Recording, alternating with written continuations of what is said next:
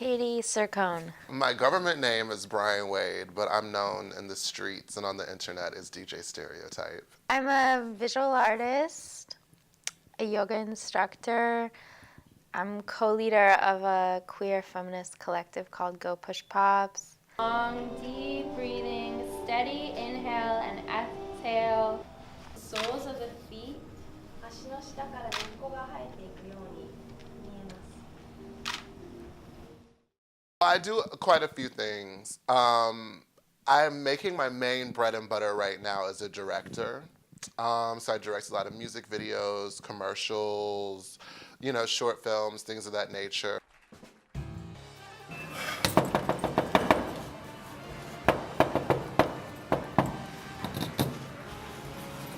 Hey! Oh, what a place you got here. Yeah. I'm house sitting for my cousin. House sitting. Oh, all right. That's festive. But I obviously also DJ, and I'm also a performance artist. I do a little singing and like playing instruments and things as well.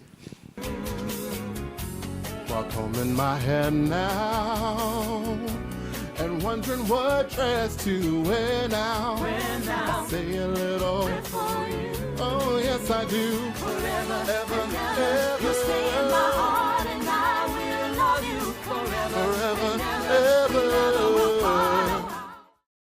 I really want to make art. I was always creative, but I never really thought of myself as I never thought of that as a real career path.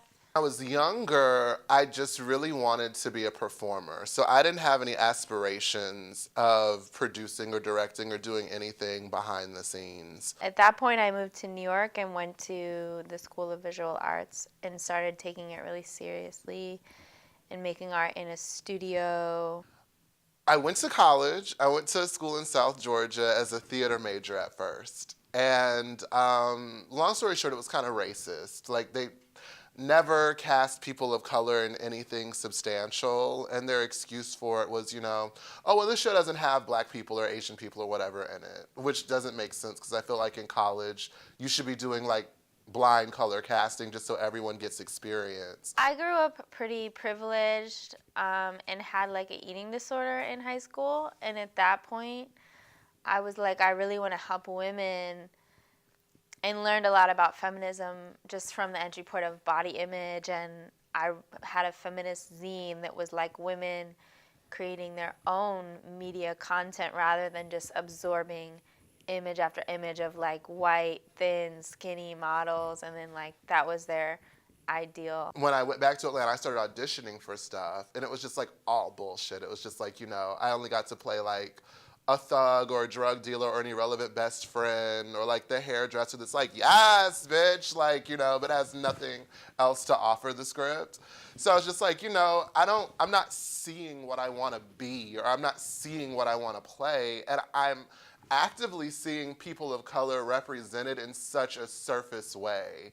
And so that inspired me to write my first full-length feature film, and I've been kind of doing it ever since. At one point I got this grant to go to Japan, and I also got the BRIC fellowship for media arts. So I just came out of that experience having funding, having time, and to focus, to hire people to help me, of like really deciding I made a film. I filmed it on my iPhone, but it's really beautiful, and I think it is a film, and it's much longer. And I've kind of showed it as that. It's been in film festivals.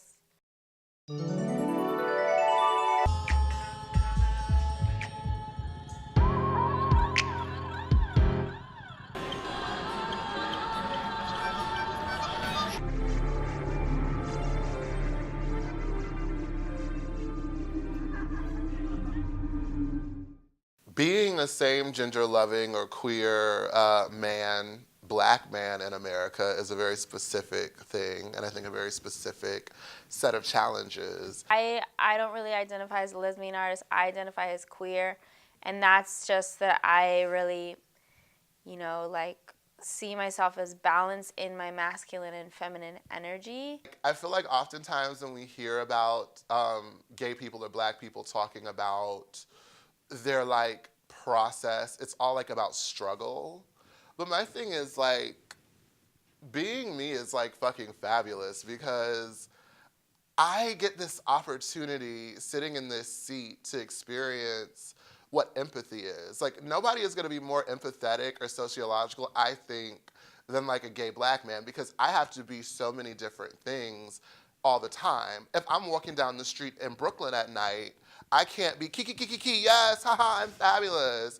I gotta put on my thug face, or I gotta put on my don't fuck with me face. If I walk into a situation in business with a whole bunch of white people that find me threatening, I have to turn on my, yes, darling. You know, if I'm dealing with my mother and my family who loves and accepts me but don't really want to hear the gay shit, that's a different sort of like understanding and empathy that we have to wear so many hats and consider so many factors in everything that we do, that we have an amazing consciousness that we get to bring into our art and really bring into anything.